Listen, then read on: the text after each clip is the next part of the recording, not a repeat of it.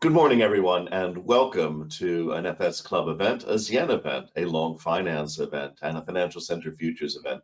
Today, we are opening with the launch of Smart Centers Index number 5. This has been an index that got going a number of years ago and is gaining a tremendous amount of pace, not least featuring on the front page of City AM here in London this morning. Now, you'll know me, I'm Michael Mainelli. I'm one of the directors of Zien. And it really is a delight and a privilege to be able to introduce so many of these various functions that we hold over the course of a year, a couple of hundred actually. And that's principally because of the generosity and tolerance of our sponsors who allow us to range widely and freely across technology, economics, and finance. And today, that's exactly what we're going to be covering in the program. We're going to be looking at the index itself. As you can see in the program slide, my job is to get out of the way quite quickly so that you can hear from our expert, Mike Wardle. Mike's going to be talking about the detailed contents of the index. And then I'm going to come back with a few observations as one of the people who's helped pull this together, a few observations on some of the detail in there, which is starting to produce, as we're getting the longitudinal series going on this 5th one, some information and data well worth looking at. This index, we were very lucky to have Robert Harecock, who's the Chief Research Scientist at BT, providing the forward. And his question really there is, even from a BT perspective, what is going on? The question is, where are these new clusters emerging? And BT, of course, as a global telecoms company, is trying to connect all over. And I loved the quote that Robert provided from Buckminster Fuller, who we'll all know of buckyball and geodesic dome fame. Nature is a totally efficient, self-regenerating system. If we discover the laws that govern the system and live synergistically within them, sustainability will follow and humankind will be a success. And so for those of us who are equally concerned about saving the planet, technology is, frankly, with 8 billion people on it, probably the way forward. So do pay attention, and I hope you enjoy exploring with Mike and me some of the very interesting things that are rising in the future of science and technology as smart centers around the world come together. Now, Mike and I wanted to ask you a question, if you don't mind, before we get cracking. What do you think is most important in driving innovations in centers? Is it the regulatory approach? Is it the ability to invest in human capital? Is it access to finance? Is it just workspaces for startups a la Regus or WeWork? Or is it the tax regime? So Mike's launching that poll now. And if you wouldn't mind just giving your thoughts and opinions, and we'll share with you as we go through what other people around the world think. I can see now that we've got a very good audience out there. You're all quick on the trigger. Half of you have voted. Mike, we're just gonna leave that open for another second longer, if that's okay. Great. Just one or two more. Great, and Mike's just going to present the results to you. And what you see here is regulatory approach seems to be very important. So you put a lot of weight here on government, really, and how it handles it. So Mike, over to you to talk us through the index, how it works, and what you've got in terms of data.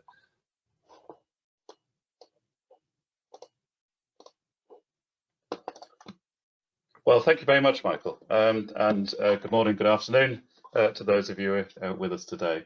I'm Mike Wardle. I'm also a director at Zien and look after our research into financial and commercial centres across the world, both the Global Financial Centres Index and the Global Green Finance Index, which have both been running for some time, and now the Smart Centres Index. And the purpose of the index, that is the reason for running this index, is to track commercial centers' ability to create, develop and deploy technology. And in the light of the fourth industrial revolution and the digitization of business and finance, we think it is important to track developments in order to help investors, governments and regulators understand the attractiveness of centers for new technologies and products, and how attuned centers are to attracting innovation and growth. The Smart Centers Index is a factor assessment index. That means we combine two sets of data. First of all, a set of perception data, assessments of the centres which we research, and secondly, quantitative data, which we draw from a very wide range of sources and covering a range of different aspects of centre development. We combine those two sets of data with advanced statistical modelling to create the index. And the index methodology allows us to take account of past performance, because quantitative data is always historical as soon as it's published, with real-time data of what people are thinking now about the ability of centres to take forward technology and smart investment. And the Smart Centres Index measures three equally weighted dimensions. First of all, innovation support, which covers the approach taken to regulation and support for the innovation and technology industry in the centre. Second, creative intensity, the extent to which technology and the innovative industries are embedded in the economy of a centre. And finally, delivery capability, the quality of work being undertaken in technology and innovation in that centre.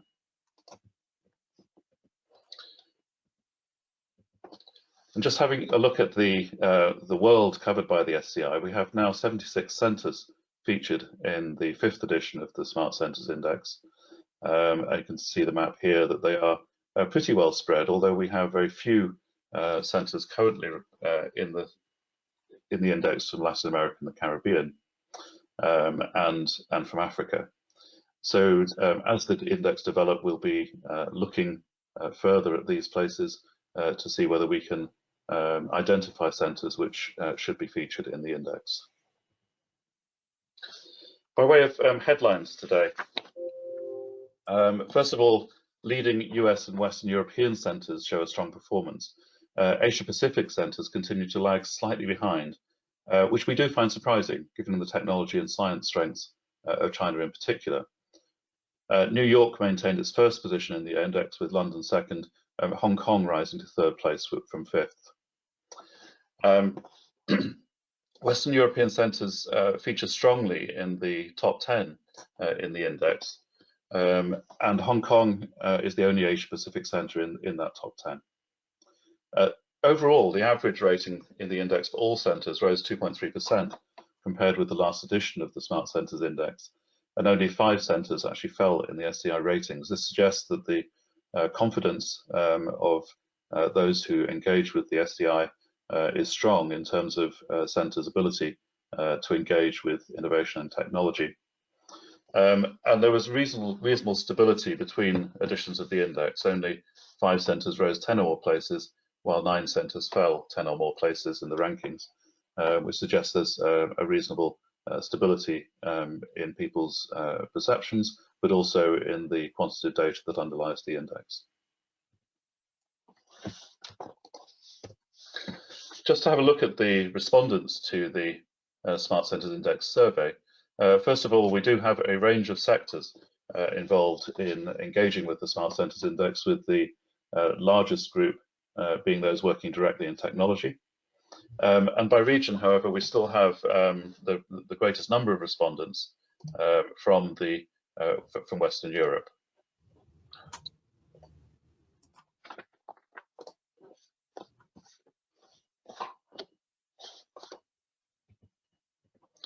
And looking at the top 20 in terms of the results of SCI 5, as I mentioned, New York, London, Hong Kong take leading positions. But it's quite interesting that quite smaller centres, Zurich, Copenhagen, Cambridge in the UK, Lugano, feature very strongly in the top of the Smart Centres Index. And certainly there seems to be an element of specialisation recognised in the index, which is a good thing if you're in a small centre which has a strong technology ecosystem.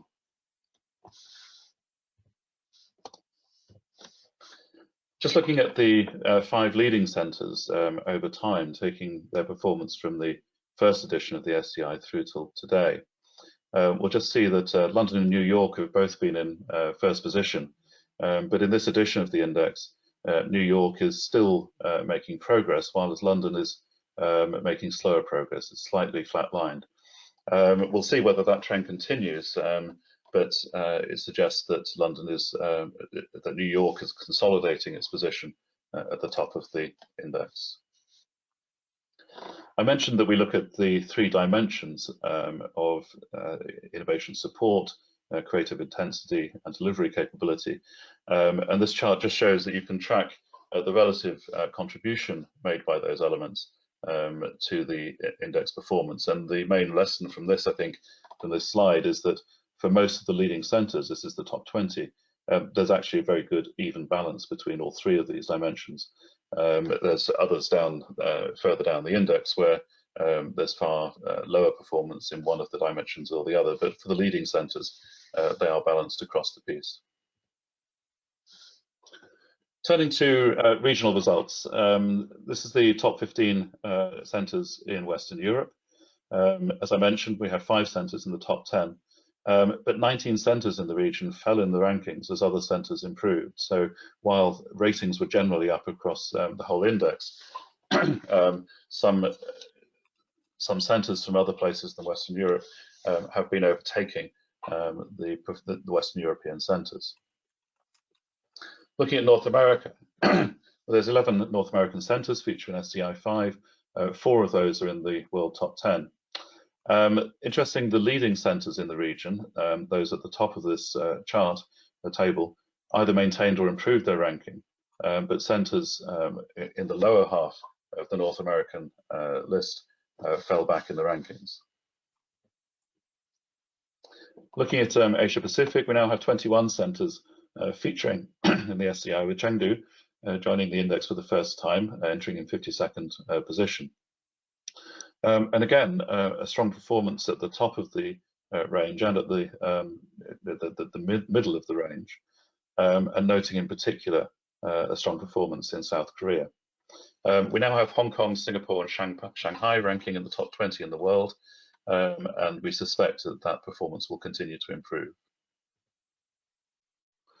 In Eastern Europe and Central Asia, Prague maintained its lead in the region, although it fell back 12 places in the rankings in SCI 5, and Sofia takes 2nd place in the region. And again, not necessarily the traditional centers that you might think of leading the way in this part of the world. In the Middle East and Africa, we find Tel Aviv leading the region, rising 5 places, 13th position. And we see that Bahrain entered the index for the first time, but overall a good performance in the region with several centers you'll see there moving up the rankings. I mentioned earlier that so far Latin America and the Caribbean don't have much by way of engagement in the Smart Centers Index in terms of the data we're looking at. Mexico City and Cayman are the only 2 centers to feature in the SCI from this region. And while Mexico City improved its ranking by 3 places, Cayman Island fell back quite sharply. I'm going to say a bit about the way we construct the index before going on to look at some of these areas in more detail. We divide the data points, the quantitative data we use in the index, into 6 areas of competitiveness, looking at technology factors, financial services, reputational, business environment, human capital, and infrastructure. So of the 134 measures we take into account in the index, we assign them to one of those. And we can run the index model repeatedly, just using the quantitative data measures that apply to each of those areas of competitiveness. And what we see is that the leading centers, New York here coming top in 5 of those areas, with London taking the infrastructure lead, London taking a strong position in many other areas. But individual centers having particular strengths. Lugano, for example, coming 2nd in the reputational scores. Amsterdam scoring well in business environment. Singapore coming 3rd in infrastructure. And this helps to give us and to give centers themselves an indication of where their strengths lie and where they may need to do additional work if they need to improve. And just looking at the index using all the instrumental factors, the quantitative measures, against the index run just using technology factors, you can see some of the effects on center performance. Places like Luxembourg, Busan, Singapore rank much higher when you just look at technology factors and take just the technology factors into account, which suggests that in terms of straightforward innovation and technology, they're performing very well. Whereas taking all factors into account it shows the overall business environment and ecosystem into which that technology strength is working. I'll take a quick look at one of the other analyses we do is to look at reputation advantage, and essentially this shares the assessment in the SCI questionnaire, unweighted and without taking account of the quantitative measures, and then compares that with the overall rating after we've run the statistical analysis. And what this shows is that the leading centres in the index, places like London, New York, Copenhagen, have a reputational advantage. That means that people are ranking them in the SCI questionnaire probably a little higher than the quantitative data on its own would suggest. This is not necessarily a bad thing, but you don't want your reputation fully, completely to exceed the reality of delivery on the ground, because over time that will catch up. At the other end of the list, we have reputational disadvantage. These are centres where we believe they are doing better than their reputation suggests. That is, that people in the SCI survey are rating them lower than we think they probably should, based on the evidence we have from quantitative data. And just before I hand over to Michael, we'd like to ask you a separate question. We've done the first poll, the second one, just to get a sense from this audience of where would you invest in technology and science if you had an inclination to do so. Would it be in the US, the UK, in China, in Germany, the Middle East? I didn't put another button on this, but if you had to choose between those, which would it be? So please do collate your responses. Well, Mike, thanks for that. It is great to watch an audience. Wow, half the people have already voted. They've got some very firm opinions here.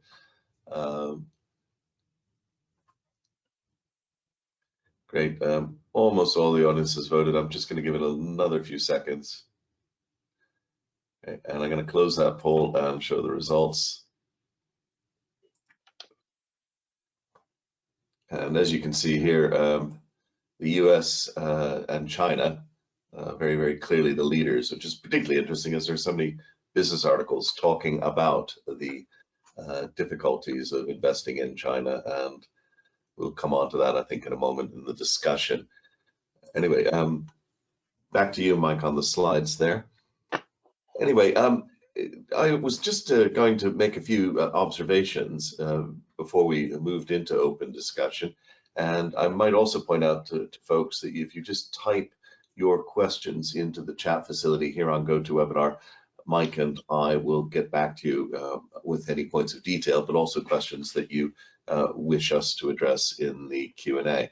But before we do that, this first slide gives you a feel for what are called the regional differences in assessments. It's a somewhat complicated slide to read, but what it shows you is how much the points would be adjusted by the weightings of individual regions weighting it. So what you're looking at here, for example, at the very top, little green bar shows that Western Europe is slightly down on weighting New York. So New York coming in at 838. If Western Europe was removed, it would improve a little bit towards its goal. So you can kind of get a feeling here for how much different regions like or dislike or rate or underrate others. So here, Asia Pacific rates New York much more highly than the average, Latin American and the Caribbean quite a bit more than the average, etc. And equally here, London weighted quite strongly down by Western Europe and tremendously down by Latin America and the Caribbean. Now, as Mike said, Latin America and the Caribbean have few respondents, so the index can swing quite wildly there. But if you were a marketing consultant and said, I want to market this up, then what you would say in the case of New York is that you've got a lot of work to do in Eastern Europe and Central Asia. And in the case of London, you have a lot of work to do in Latin America and the Caribbean, but interestingly in Western Europe. And Mike and I went back and had a quick look to see whether or not this was a bit of a Brexit effect. And in the case of London, there's a small Brexit effect in the Western European ratings. But the interesting bit is that Latin America and the Caribbean has been a rapidly increasing strength for New York. And we wonder if these are early signs, perhaps, of the end of globalization, with blocks forming as Latin America has been turning more to the United States. You've certainly seen the rise of Miami very strongly as a regional center in the Financial Centers Index, for example. And is it the case that Western Europe is slightly turning its back on London, and perhaps London the same? Who knows? We'll see as we go forward, but we are tracking this sort of data. Now, the next slide gives you a flavor of some of the correlations between Smart Centers Index 5 and the various instrumental factors. And this provides a little bit of light ammunition to some theories. So as Robert Harecock mentioned in his opening remarks in the forward, it's all about getting the people together.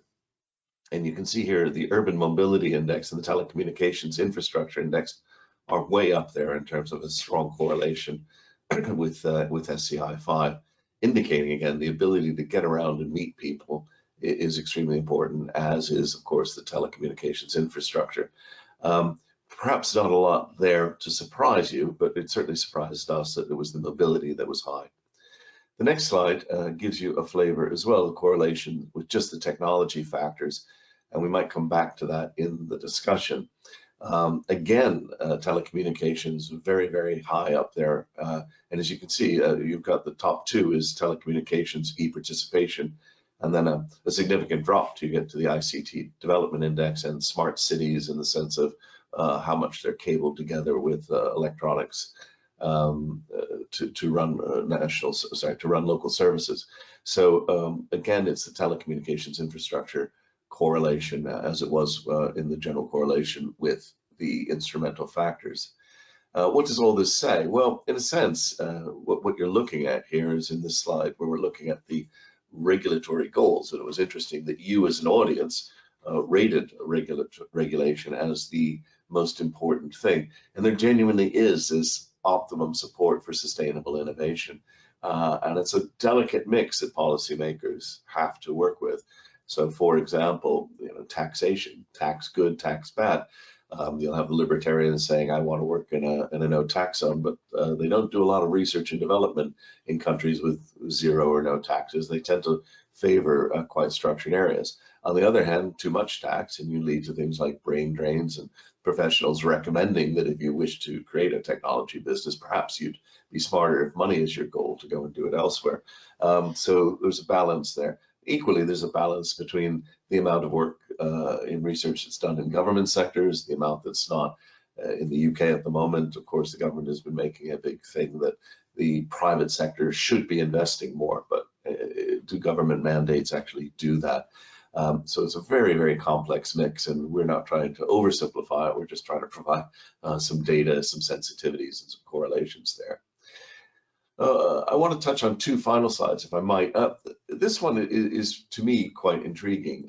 And far too often, government publications, propaganda, may I say, features the number of patent applications that are made as some sort of sign of technological virility. In truth, we're seeing not a particularly strong correlation there. You'll notice China has made this a policy and has strengthened its patent regime and its intellectual property regime over the last quarter of a century with some success, and moved from close to bottom of the tables to a respectable player. On the other hand, almost a 2.5, 3 to 1 weighting against America doesn't actually push you up any further. So a patent is just that, a patent. It's no particular sign of technological virility. It is a sign of technological activity, but a poor one, and the correlation of patents with what we're studying is mediocre at best, and probably much more related to size than anything else. The final slide I just wanted to pick out on as an observation was the universities. There's been a lot of discussion over the years about universities. some people would claim it's only universities that drive innovation. And a number of the stories and legends that go, for example, the Cambridge Science Park story, when you dig into them, they are a bit of a curate's egg. There are a whole variety of different things that drive this. When we looked at the number of top 20 universities in various areas, engineering and tech and natural sciences, a very strong US-UK lead. China has been moving up, and there are many, many notable Chinese universities, and I've visited a few of them myself, and they're quite impressive. This table, because of the way it's compiled, does have a Western bias, I would contend. There is a bit of a lag here, but it is true that the universities are probably the core feature around which to base things. And I can see in the questionnaire, we've got a couple of questions and discussions on that. But I'd just like to close with my final remark as we move into the Q&A, which is really that innovation in technology and science really arises from calculated serendipity, getting yourself into that U-curve in the right place. And the objective really of policymakers has to be to bring together talented people to find new ways to look at and interact with the world, as that Buckminster Fuller quote said. And the global centers that create spaces and places for these people to gather and extend the reach of our technology development will be the commercial success stories of the future. And we see a confluence here at CN between global financial centers, global commercial centers, and smart centers as probably the way forward for cities as they're trying to develop. Anyway, those are my observations. Mike, I think we've got some time now to throw the floor open to questions. First question here is from Bob McDowell. Is the apparent trend of deglobalization as yet having any impact on the Smart Centers Index? Well, Bob, I sort of touched on that briefly in my remarks about Latin America and with the US, Western Europe with the US and the UK. And perhaps we are seeing some sort of a breakdown into blocks, but these would be tentative early signs, in my opinion. But Mike, what are your thoughts on that? Sorry, excuse me. Yeah, I think I'm sorry. Could you just remind me of the question? Yeah, this is about the deglobalization, Mike. Oh yeah, sorry. Yes, I think there's a number of things going on. I think first of all, there's the whole question of the impact of the COVID-19 pandemic on supply chains, on the way that people are looking at ensuring the local supply of goods and technology is sufficient to protect against difficulties in the global supply chain. And some of that is pre-ordering, some of that is bolstering local technology innovation and services. The second thing I think is that, as Michael was saying, people are looking to where their national interests lie, and where the national interests are compatible with the global sharing of data technology and innovation trade, or whether it is best to concentrate that on the regional area in which you are located. So I think there's a number of different pressures at the moment, which are meaning that the world is still global, but perhaps a little less global than it was. And depending on how successfully the world economy starts coming out of the shocks of COVID-19, of the difficulties created by the Russian Federation invasion of Ukraine and the shocks that has on various parts of the world economy, I think that trend towards deglobalization will continue until the world economy comes out of that shock, in which case it may then swing back the other way. Well, for those of you who are interested in that, here's a bit of a sales pitch, but basically at 11 o'clock, we are going to have a webinar as well.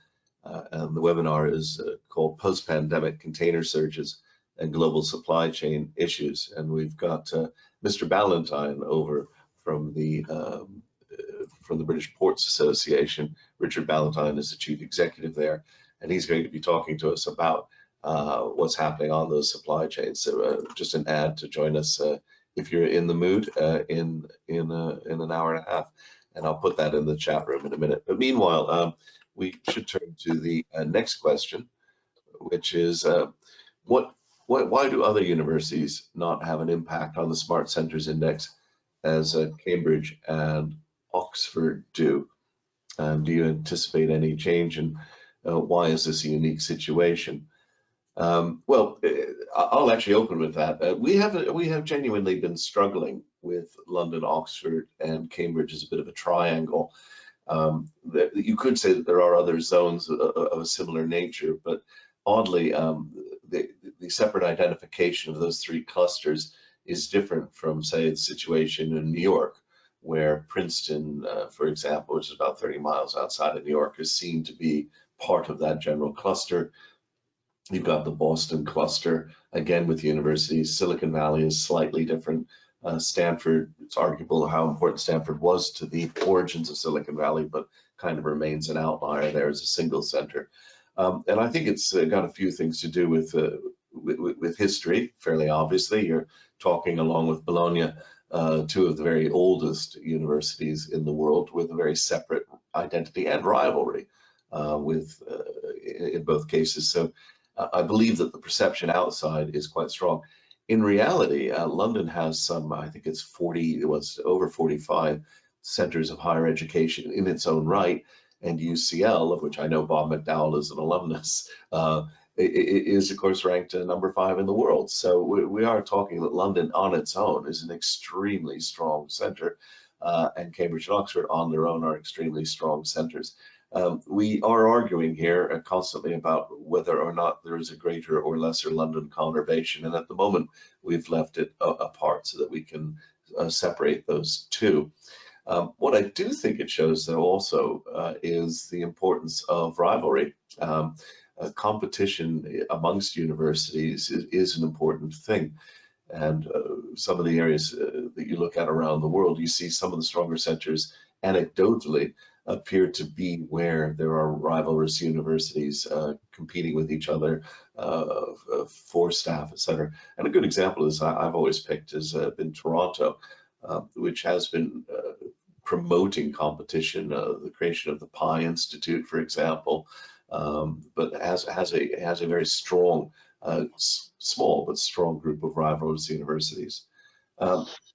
Mike, anything you'd like to add to that? Not very much, I think. I think that there is, the impact of universities on, the local system is pretty strong in some areas. In others, the key universities, like in London, are based directly in capital cities and major commercial centres. So there isn't that kind of distinction as we get in the UK between Oxford, Cambridge, and London. We did actually do an analysis which says, what if we combined all the scores for those three centres, Oxford, Cambridge, and London, and it came out that if we looked at them as a combined centre, they would come second in the world. As so the London effect is very strong in terms of the index data. Okay. Turn to a third question I got here. The assumption that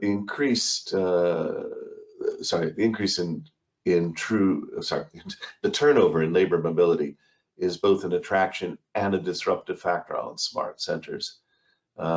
Any thoughts on that, Mike?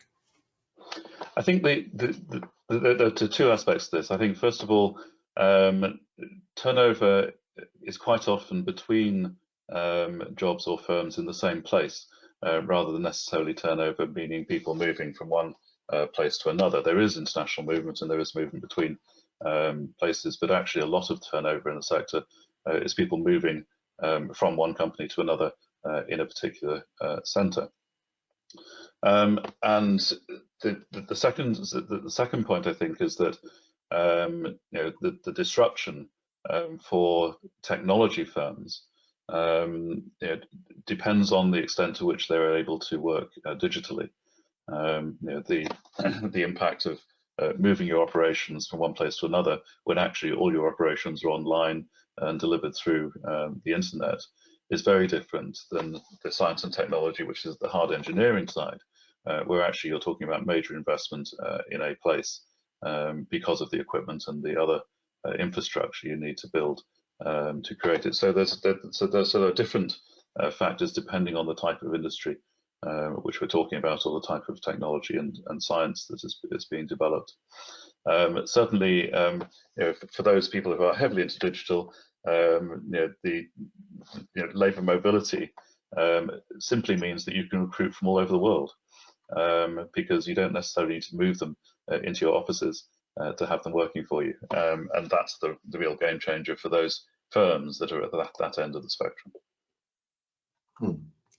Well, one of the things I might add to that on labor mobility has been a number of economic studies that have been done on whether or not non-competition clauses and agreements and contracts make a difference. And it's particularly interesting because, of course, you have the laboratory of America, where various states have different rules. And the evidence is a bit old, but you need some time on that. The evidence really contrasts Massachusetts with California. So in the case of Massachusetts, these non-competition clauses are extremely strong. You can go to jail by breaking them. In California, a bit looser, and in fact, even looser in the sense of how they're interpreted. And the economic evidence shows that this is that California perhaps overtook Massachusetts because these clauses were lighter, and this encouraged a greater, well, you might call it pollination, I guess, of people looking at moving and taking a lot of stuff with them. There's an interesting book that came out a few years ago in 2016, bit of a rip-roaring ride. It's kind of like a bit like some of the books that have been written about the city. It's called Chaos Monkeys, and it's by Antonio Garcia Martinez. And he, in fact, was a sort of a failed physicist who moved into high tech with Twitter, ad tech, and a number of the other players, then wrote a kind of a spill all the beans story. But it's interesting that when he's looking inside the Silicon Valley money machine, he attributes quite a bit of the strength to the fact that there was in that culture an informal idea of not prosecuting people on technicalities where they might have taken a bit of code or poached a bit of an idea. It had to be almost outright theft before Silicon Valley would do something about it. It's a pretty intriguing look at some of the detail behind those academic studies, which seem to indicate that too strong non-compete clauses are a bad thing. Well, Mike, I can see from the chat room we've answered all of the questions, which is super. And I just wondered if you had anything you'd like to say in closing, in particular about SCI 6. What do you expect to see there? Sure. Well, we're obviously looking ahead to SCI 6, which will be published in November of this year.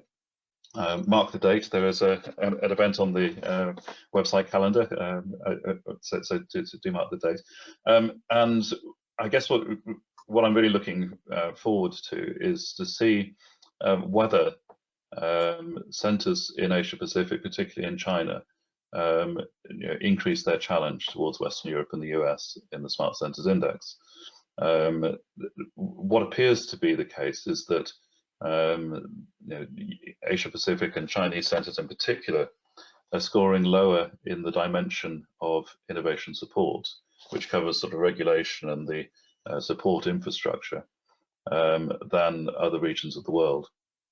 I suspect over time that will shift, but it's really, I think, that innovation support area where I'll be looking very closely to see whether Asia Pacific centres up their game, and how far that'll drive SCI 6 and the performance of Asia Pacific against other regions.